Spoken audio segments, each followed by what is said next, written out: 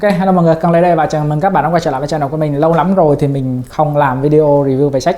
Lý do như các bạn thấy đây, đây chính là lý do mà đã tốn khá nhiều thời gian của mình trong giai đoạn gần đây. Thời gian gần đây có một vài cuốn sách mình đọc mình thấy khá là ưng ý nên mình muốn quay lại làm review sách về những cuốn sách này. Và cuốn sách mình muốn nói tới ngày hôm nay là cuốn Tâm lý về tiền, tâm lý học về tiền của tác giả Morgan Housel.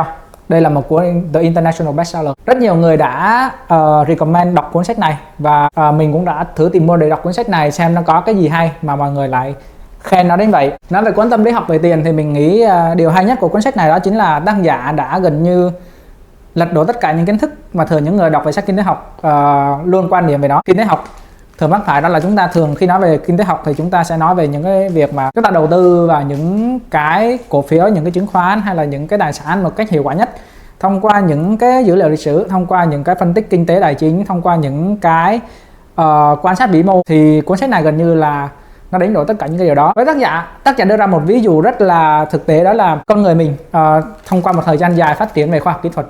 Thì ví dụ như vật lý đi, chúng ta từ bước là chúng ta không biết gì về vũ trụ, bây giờ chúng ta có thể đưa ra những cái dự án mà có thể bay được tới sao Hỏa, đưa con người lên tới sao Hỏa để định cư. Đó là những thành tựu về khoa học kỹ thuật khi mà con người chúng ta càng ngày càng đào sâu vào trong vật lý và trong toán học. Nhưng với kinh tế học thì sao?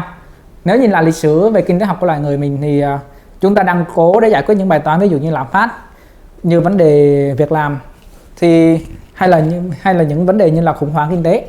Nhưng mà nếu mà nhìn lại lịch sử của loài người mình thì những vấn đề đó vẫn còn tồn đọng và đôi khi nó còn có những ảnh hưởng càng sâu sắc và lớn hơn trong thời điểm hiện tại. Do đó tác giả đưa ra được một quan điểm khá là hay đối với mình, đó là chúng ta đang đối xử kinh tế học giống như là việc chúng ta đối xử với những môn khoa học khác, ví dụ như vật lý, toán học.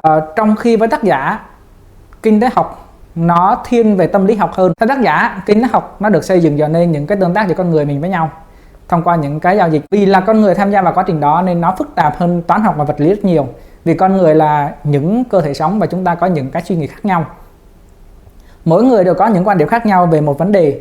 Ví dụ như những người sinh ra trong giai đoạn khủng hoảng kinh tế thì người ta sẽ có một cái góc nhìn rất khác so với những người sinh ra trong một cái giai đoạn mà kinh tế luôn phát triển một cách ổn định. Và vì sự khác biệt này giữa những con người khác nhau với cái góc nhìn kinh tế, do đó cái việc kinh tế học nó cần phải được xem xét thông qua vấn đề về tâm lý con người. Và với quan điểm đó của tác giả thì ông kết luận rằng đó là việc phân tích về kinh tế học, chúng ta cần phải nhìn nhận về vấn đề tâm lý học một cách rõ ràng hơn và quan trọng hơn khi mà chúng ta xét về vấn đề về kinh tế. Quan sát những cái hành vi của con người, quan sát tâm lý con người trong việc phân tích về kinh tế học ảnh hưởng như nào đến kinh tế học thì tác giả gọi đó chính là tâm lý học về tiền.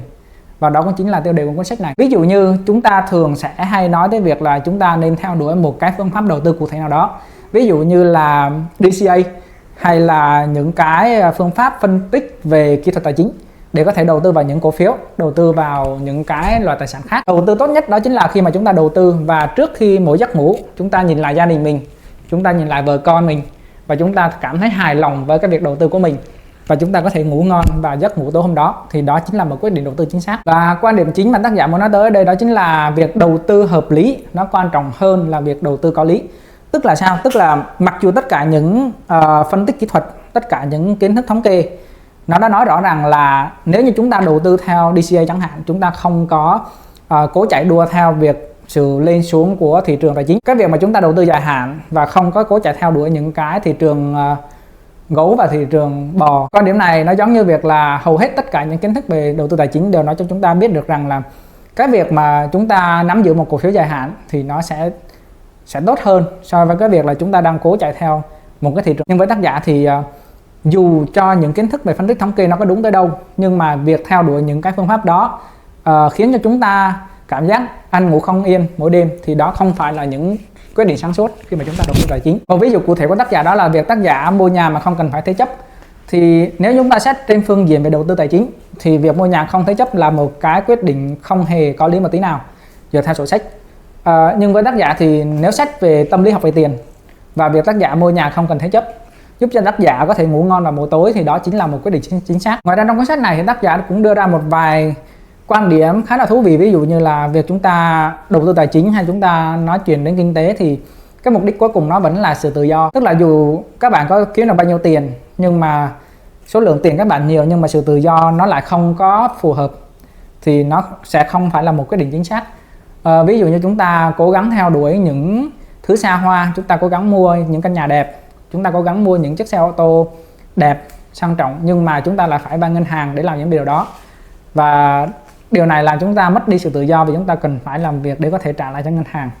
Thì với tác giả đây cũng không phải là một quyết định chính xác nếu xét về tâm lý học tiền tệ. Đọc cuốn sách về tâm lý học tiền tệ thì sẽ giúp chúng ta có nhiều góc nhìn lạ hơn về mảng kinh tế học, về phương pháp đầu tư. Mình hiểu tại sao mọi người là đề cao cuốn sách này đến như vậy, vì cái cách tác giả đưa ra những quan điểm trong cuốn sách này nó khác hoàn toàn với tất cả những cuốn sách về kinh tế học khác mà mình đã từng đọc và giới thiệu cho các bạn. Cuốn tâm lý học về tiền nó sẽ bao gồm 19 bài học của tác giả rút ra cho chúng ta trong cuốn sách này. Thông qua 19 bài học này chúng ta sẽ có những góc nhìn khác nhau. Thông qua 19 bài học này thì chúng ta sẽ được học những quan điểm khác nhau của tác giả về tâm lý học trong kinh tế học. Việc nhìn nhận tâm lý học trong đầu tư tài chính cũng là một phần mà mình nghĩ là sẽ giúp mọi người có một cuộc sống dễ thở hơn, có một cuộc sống hạnh phúc hơn. Và chúng ta sẽ không cố chạy theo việc kiếm tiền, cố chạy theo việc tối ưu về tài chính như những cuốn sách khác. Đôi khi nó sẽ làm cho chúng ta cảm thấy stress hơn, đôi khi nó sẽ khiến chúng ta cảm thấy stress hơn.